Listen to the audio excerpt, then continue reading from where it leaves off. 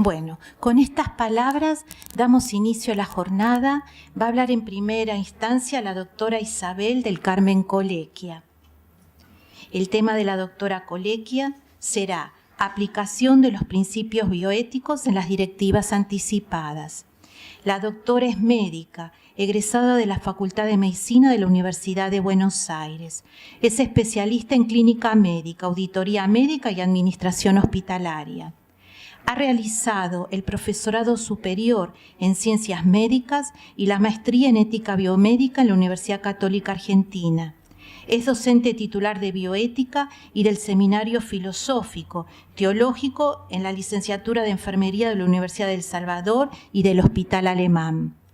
Es secretaria técnica del Comité de Ética Independiente en Investigación del Hospital Alemán de Buenos Aires, consultora del capítulo de Bioética y Psicoanálisis de la Asociación Psicoanalítica Argentina, integrante del Comité de Bioética Asesor del Colegio Argentino de Cardiología y autora de numerosos trabajos científicos y publicaciones relacionadas con temas de bioética. Bueno, le damos un aplauso a la doctora. Buenos días a todos. Bueno, a mí Elena me pidió que diera un pantallazo inicial un poco general para entrar en el tema sobre los orígenes, cómo comenzaron las directivas anticipadas, qué son las directivas, y entonces para eso utilicé tanto bibliografía dada por abogados como bibliografía dada por médicos, tomando en consideración algunos casos de relevancia tanto a nivel internacional como nacional para ponerlos como ejemplo. Y después me voy a abocar directamente a los principios bioéticos y ahí sí, desde el punto de vista médico, cómo adaptar los 4 principios bioéticos de la corriente principialista al tema que nos ocupa. En primer lugar, hablar de las variaciones en el tiempo que ha tenido la relación médico-paciente. Ha pasado de una relación netamente paternalista, donde el médico decidía, ¿no?, y elegía sin tener en cuenta la autonomía del paciente, a pasar a una medicina más deliberativa, más informativa, donde la autonomía del paciente comenzó a tener un rol fundamental. No critico la relación paternalista, como ya lo he dicho en una oportunidad, porque creo que marcó una época de la historia de la medicina, ¿sí? Lo que pasa es que la medicina también en esto, como el derecho, ha ido cambiando con el paso de los años. Y la forma actual de relación médico-paciente para lo que es la toma de decisiones, esa decisión consensuada, muchas veces y sobre todo con pacientes que tenemos durante muchos años, el paciente no decide solamente él sobre determinado tratamiento, determinada terapéutica y demás, sino que habitualmente la hacemos consensuada con el paciente sin tratar de evitar cualquier tipo de relación que tenga el paternalismo clásico, que era la toma de decisión por parte del médico de la terapéutica a seguir. Tomando una frase realizada por el doctor Hoff, abogado, él dice que en la mayoría de las democracias ha variado y el respeto por la autonomía, la privacidad, la libertad, la posibilidad de elección forma parte de los derechos personalísimos que se basan en la dignidad humana. Con respecto a las directivas, como bien lo dijo la doctora Elena Paso, hay diferentes designaciones a nivel internacional. Nosotros en nuestro país, bueno, desde voluntades anticipadas, la muy conocida Testamento Vital o Living Will de los Estados Unidos, o como en nuestro país, el término directivas anticipadas. Con respecto al mismo, tomé otra vez en consideración una definición dado por un abogado colombiano, el doctor Tobar Torres, las directivas dadas por el doctor Tobar Torres, en donde la primera parte hace toda una especificación desde el punto de vista legal, qué características tienen que tener las directivas, que ya después con los abogados nuestros vamos a ver qué características tienen acá en Argentina. Ellos hablan de la intervención de un notario, nosotros acá hablamos de la intervención de un escribano, de un juzgado de primera instancia, etcétera, etcétera. Lo que sí me importa es para qué son estas directivas. Ellos hablan de que si alguna vez se encontrara en imposibilidad de decidir por su propia voluntad y con el sobrevenir de un estado de incapacidad intelectual debido a una enfermedad, accidente o vejez. Sí, en nuestro caso el término vejez en nuestra ley no está. Ya lo vamos a ver después. En nuestro caso se habla de patología terminal o aquella patología que lo coloque al paciente en igual situación como si fuera un enfermo terminal. Con respecto a nuestra ley, la modificatoria de la Ley de los Derechos del Paciente habla en un párrafo, ahora sí, de lo pura exclusivamente médico, que toda persona tiene el derecho a decidir y a dar sus directivas sobre, pudiendo consentir o rechazar determinados tratamientos médicos, preventivos o paliativos. Tratamientos médicos me parece adecuado, tratamientos paliativos todos tenemos derecho, tratamientos preventivos. Con el paso de los años considero que la medicina, el valor de la prevención ha adquirido un rol fundamental, donde en una persona en estas condiciones, considerada terminal, en estado de inconsciencia, etcétera, etcétera, no sé qué tipo de tratamiento preventivo se le va a poder realizar. Entonces me parece que en esto el término de prevención no me parece adecuado. Con respecto a los antecedentes, como siempre, todas las cosas comienzan en nuestro querido París del Norte, en Estados Unidos, cuando ya en el año 1960 la Sociedad Americana de Eutanasia expresó el deseo de crear un documento para registrar las voluntades del paciente. Aparece recién en el año 67 el Living Will y en el año 91 se proclama la Ley Federal de Actos de Autodeterminación del Paciente, porque previamente a esto se creó en diferentes estados en forma independiente normativas relacionadas con directivas anticipadas, pero ya recién en el año 91 aparece la ley federal. A nivel de Estados Unidos hubo casos que sentaron precedentes con respecto a esto. Nombro solamente 3 de los casos que no dieron directivas anticipadas, algunos porque estaban fuera de época y otra, como es el caso del final, que es el de Terry Schiavo, ella ya habiendo existido las directivas anticipadas no las había expresado. El primer caso es el de, la primera foto es la de Karen Quinlan, la segunda y tercera es Nancy Cruzan y la tercera es la de Terry Schiavo. Son 3 casos que terminaron en estado vegetativo permanente. El primero, el de Karen Quinlan, fue por una ingesta de tranquilizantes y alcohol, una mezcla de tranquilizantes y alcohol a la edad de 21 años.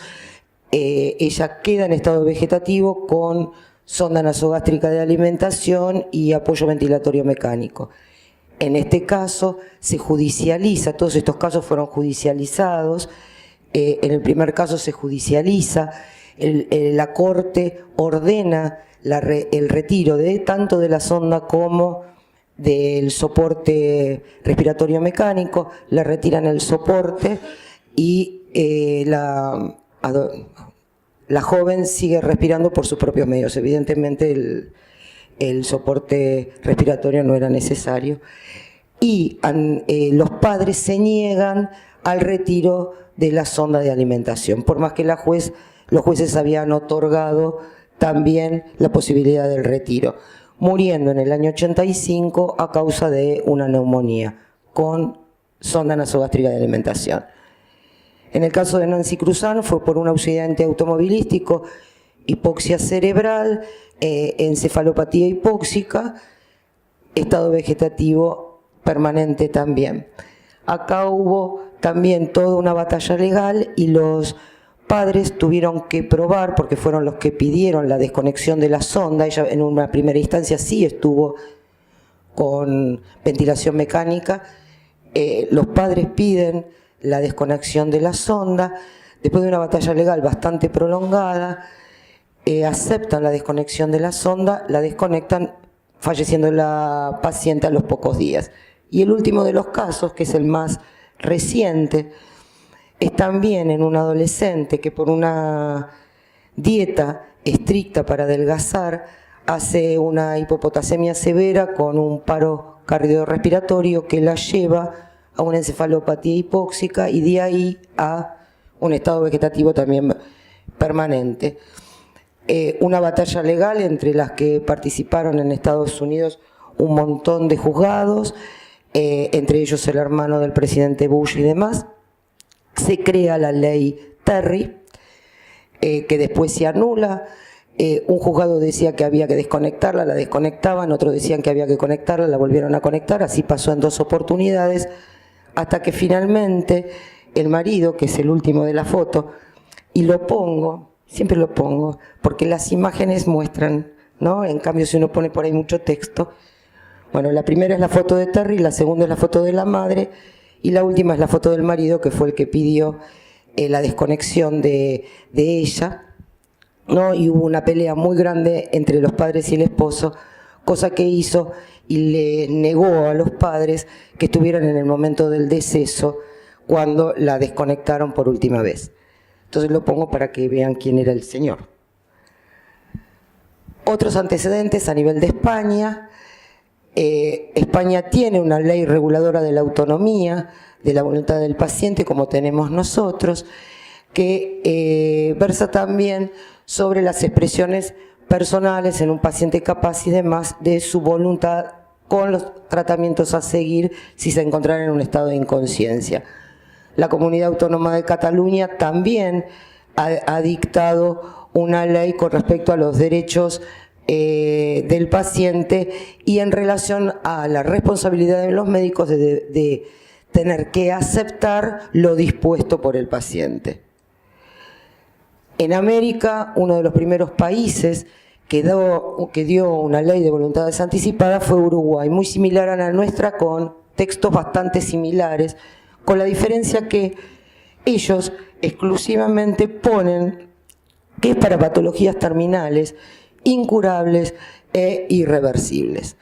En Argentina, previa a la Ley de Derechos del Paciente nuestra y a la modificatoria de la Ley de Derechos del Paciente de alguna parte del articulado, tuvimos 2 leyes, una en la provincia de Río Negro y otro en la provincia de Neuquén. La provincia de Río Negro dio una ley de muerte digna en el año 2008, que parte del articulado es muy similar a la ley que ahora es a nivel nacional sobre derechos del paciente, y en la provincia de Neuquén dio una ley general sobre derechos y obligaciones del paciente, que no solamente versa sobre directivas anticipadas, sino también sobre historia clínica, consentimiento informado y demás.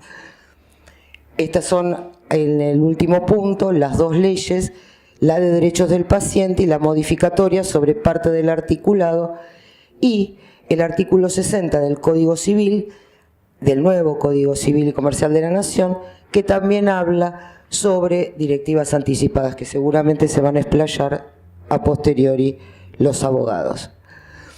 En el caso de Argentina hubo 2 casos emblemáticos, hubo muchos, pero bueno, los 2 que tuvieron más relevancia a nivel periodística y en la parte de la comunicación fue el caso de la nena Camila Sánchez, que sentó precedentes para la aprobación de la ley de directivas anticipadas y de muerte digna, que era la nena que estaba internada en el Centro Gallego de la Ciudad de Buenos Aires, ¿no? Donde ahí participaron, inclusive han participado comités de ética, como el Comité de Ética de la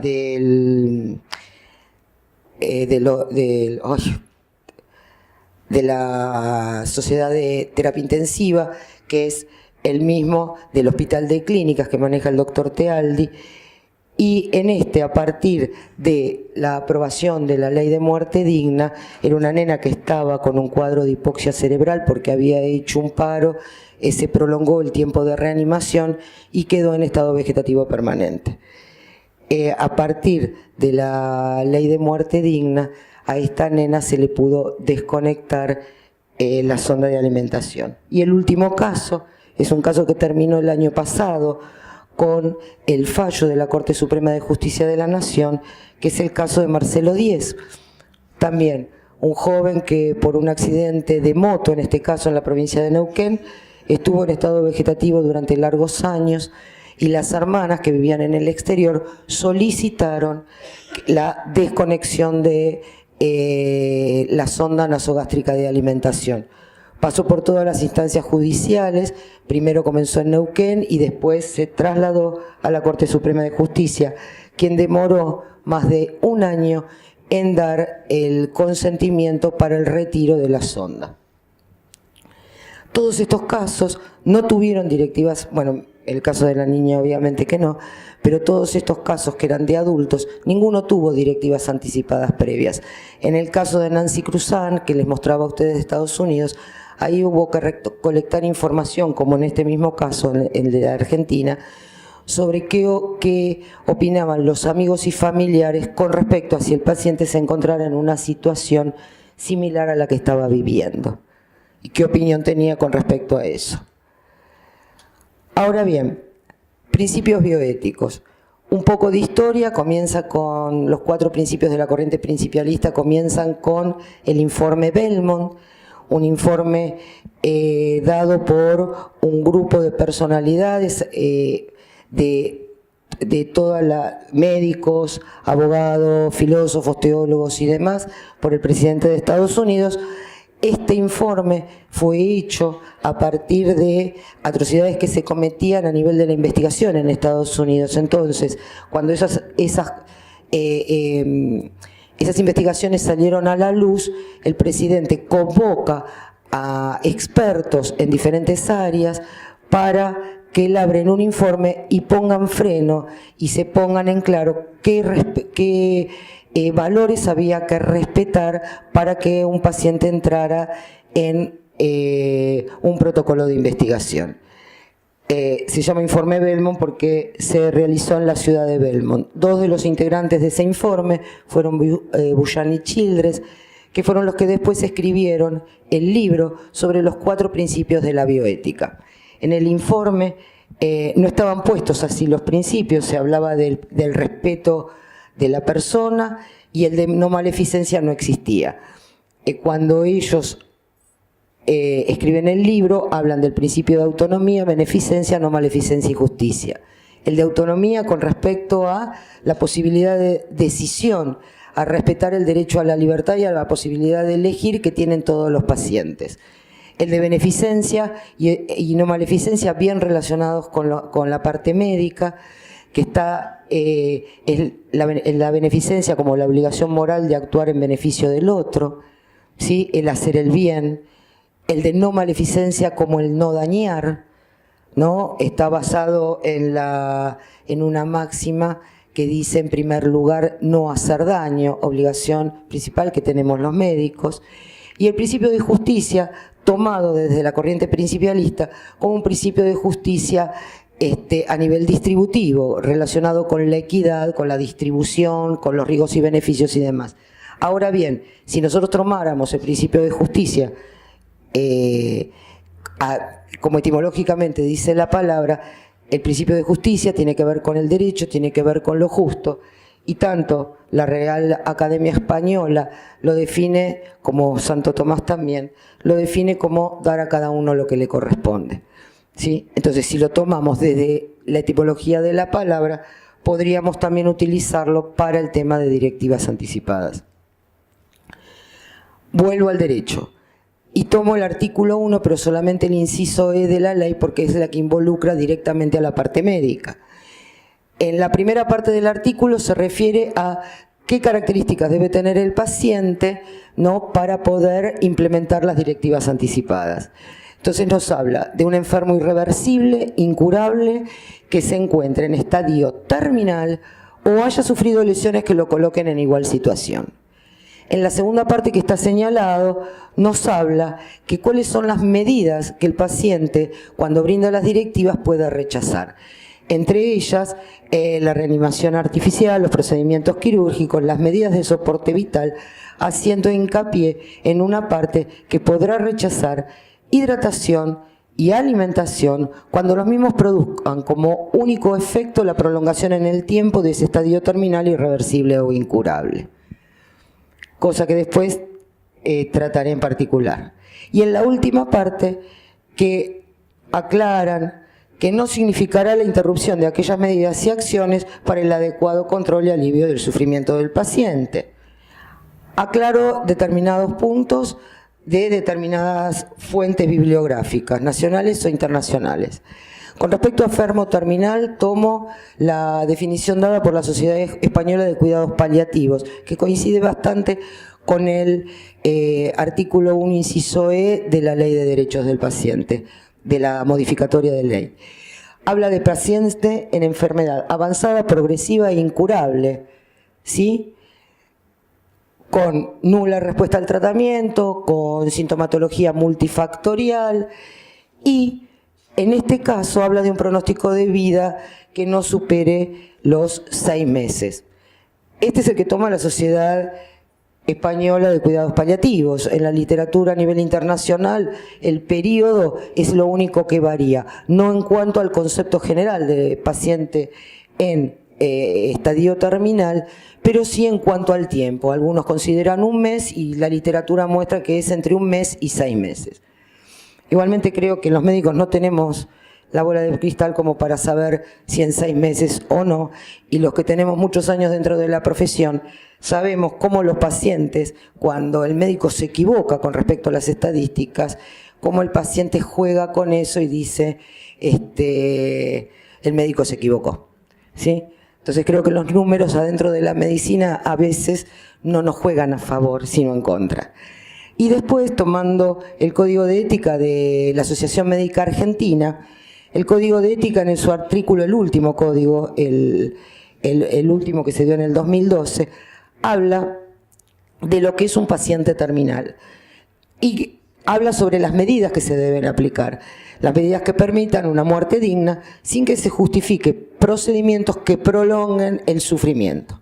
Pero también en la segunda parte nos habla de que debemos tener una conducta médica ética, que significa la insistencia, que significa evitar la insistencia o el ensañamiento terapéutico en una situación irrecuperable. O sea, muchas veces cuando uno lee definiciones o articulados y demás, hay una parte como que contradice la otra, a mi buen saber y entender. Con respecto a los pacientes terminales, una de las cosas que hay que hacer son los cuidados paliativos, tema fundamental en un paciente que es considerado terminal. Tomé la definición de la OMS, sigo tomando definiciones de varias áreas para que vean que no me caso con ninguna. Cuidados paliativos. La atención paliativa es un enfoque que mejora la calidad de vida cuando el paciente tiene una enfermedad potencialmente mortal a través de la prevención y el alivio del sufrimiento, realizando una identificación temprana, una evaluación adecuada, aplicando tratamientos para el dolor y otros problemas físicos, psicosociales y espirituales. Con respecto a otro de los temas fundamentales en esto y con los pacientes terminales es el encarnizamiento terapéutico, ¿sí? No tomar medidas que no sean adecuadas y que no sean proporcionales, como bien dijo la doctora también hablando de proporcionalidad terapéutica, que sean desproporcionadas a la patología o a las posibilidades de sobrevida que tiene el paciente que nosotros tenemos a cargo. Entonces, encarnizamiento sería tomar medidas desproporcionadas para ese tipo de paciente. Cuando hablamos de medidas, hablamos entonces de proporcionalidad terapéutica. Entonces vamos a hablar de métodos ordinarios o extraordinarios en relación al paciente y medios proporcionados o desproporcionados en relación al médico. Cuando tenemos un paciente terminal, tenemos que tener muy en claro cuál sería un método desproporcionado desde el punto de vista médico o un método proporcionado. Y acá entran en juego un montón. Entran en juego la colocación de un paciente en terapia intensiva, la ventilación mecánica y la alimentación e hidratación, sea parenteral o sea por otro medio. Consideramos que los métodos proporcionados son los obligatorios, entre ellos también estaría el confort del paciente, ¿sí? Una oxigenoterapia si el paciente no con ventilación mecánica en un paciente terminal, sino si el paciente está con dificultad respiratoria, bueno, oxígeno, si el paciente está con secreciones, aspiración de secreciones, etcétera, etcétera. Rotación del paciente para evitar las escaras, etcétera. Métodos desproporcionados, colocarlo en una unidad de terapia intensiva, hacerle una ventilación mecánica, reanimar un paro cardiorrespiratorio en un paciente que para nosotros consideramos en estado terminal. ¿Cuál es el único problema que yo considero en esto? Las medidas de soporte vital. ¿Hasta qué punto algunas medidas de soporte vital, y que en eso sí vamos a disentir por ahí muchos de los que estamos acá, es en la hidratación y alimentación de los pacientes? ¿Cuál consideramos que es un método proporcionado? ¿Cuál consideramos que es un método desproporcionado? Por más que el paciente haya dejado una directiva anticipada que a nosotros nos diga qué es lo que debemos hacer. Con respecto a las medidas de soporte vital, creo que ninguno de los presentes que son médicos van a estar en contra de retirar, de no reanimar a un paciente en estadio terminal, ¿sí? O de colocarle un respirador a un paciente en estadio terminal. Hice hincapié al principio en la relación médico-paciente porque yo me acuerdo que cuando yo me recibí en el año 1980, en aquella época, todos los pacientes que estaban con una pequeña complicación los colocábamos en terapia intensiva, pacientes en estado oncológicos graves y demás, los colocábamos en respirador y demás. Llenábamos las terapias muchas veces de pacientes que no tenían ninguna posibilidad de salir adelante. El paso de los años nos ha demostrado que eso no sirve, ¿no? Y que no está bien, y que entonces un paciente en estado terminal, en sus últimos momentos y demás, reanimarlo, colocarlo en terapia intensiva, colocarle un respirador o ventilación mecánica, no me parece adecuado. Ahora bien, ¿hasta qué punto la hidratación y la alimentación por vía nasogástrica, o sea, colocando una K108 de alimentación, totalmente inocua, porque el único problema que va a tener este tipo de alimentación es que el paciente se la pueda retirar, pero si tenemos un paciente inconsciente habitualmente no se va a retirar. Este tipo de pacientes también no nos olvidemos que están con terapia del dolor, y como indican todas las sociedades con respecto a la terapia del dolor, se comienza con morfina, entonces, y se va incrementando a medida que el paciente lo necesite. Entonces, es muy difícil que una K108 de alimentación e hidratación pueda ser retirada por el propio paciente, porque ahí estaría el fino límite entre la vida y la muerte, y por qué tenemos que ser responsables, ¿no?, de decidir en qué momento un paciente tiene que vivir o morir. Yo considero que la sonda de alimentación, por más indicación que sea dada por el mismo paciente, siempre tenemos la posibilidad, y ahora vamos a ver, de dar un paso al costado. En todas las demás cosas estoy de acuerdo, pero con la colocación de una sonda, no estoy de acuerdo con la alimentación parenteral o hidratación parenteral, habitualmente en este tipo de pacientes, que hay que rotarlos, hay que ponerlos sobre colchones de agua, hay que tomar un montón de medidas. Muchas veces la alimentación parenteral es un incordio, se infiltran los sueros, etcétera, etcétera. Pero una K108 es algo totalmente inocuo, y yo no decido en qué paciente se muere. Creo que la muerte le va a venir en el momento que, según las creencias y demás, a cada uno le llegue.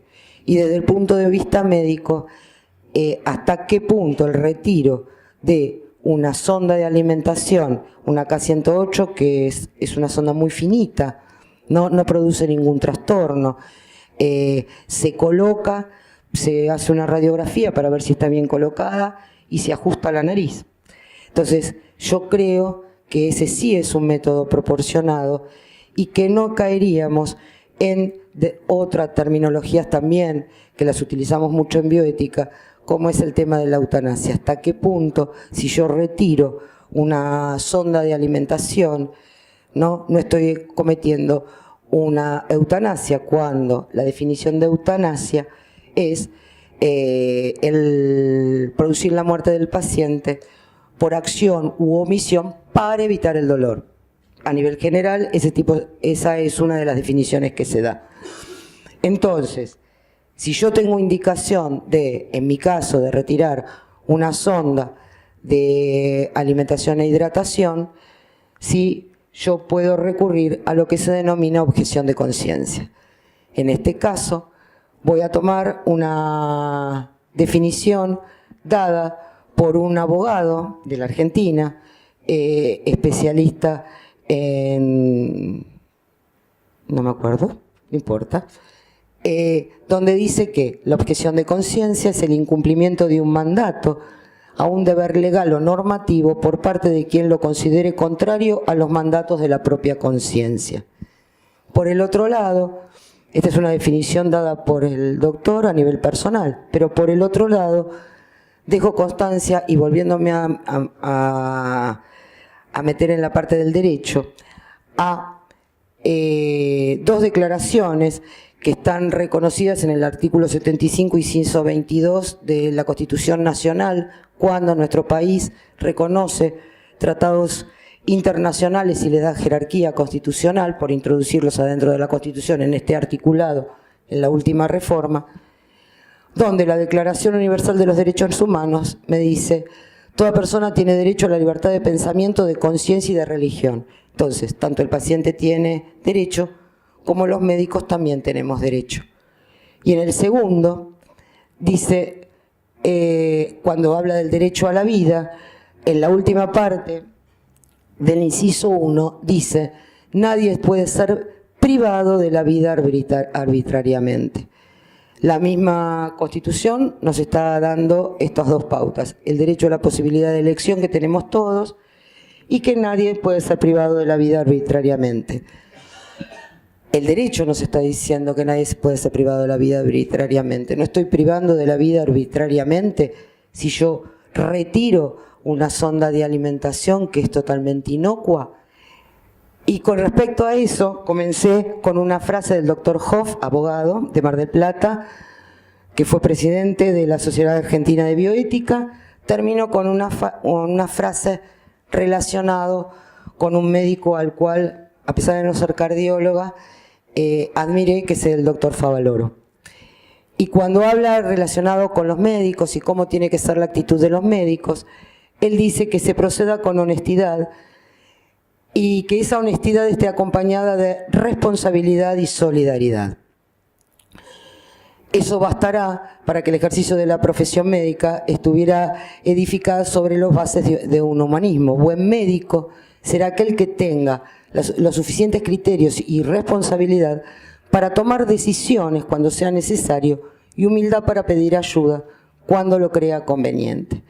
El médico que ya no participa del sufrimiento de sus pacientes y que no experimenta dolor por su muerte, no solo ha dejado de ser médico, sino ha dejado de ser humano. Con respecto a esto, hago una aclaración, que el término honestidad, si ustedes lo buscan en el diccionario de la Real Academia Española, van a ver que es sinónimo de justo, ¿sí? De lo justo, es sinónimo de ser probo, y bueno, tiene muchísimas más acepciones.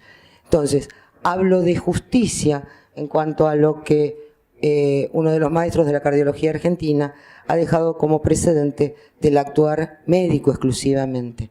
El ser honesto, el ser responsable y el ser solidario, cuando sinónima de solidaridad tiene que ver con la caridad, tiene que ver con el amor y demás. Entonces, en conciencia cada uno decidirá de nosotros, no es obligatorio, y por más que una ley diga cuáles son los pasos que nosotros tenemos que seguir, desde el punto de vista de las ciencias médicas, cada médico con su propia conciencia va a poder decidir qué es lo que cree que está bien y qué es lo que cree que está mal y actuar en consecuencia. Nada más.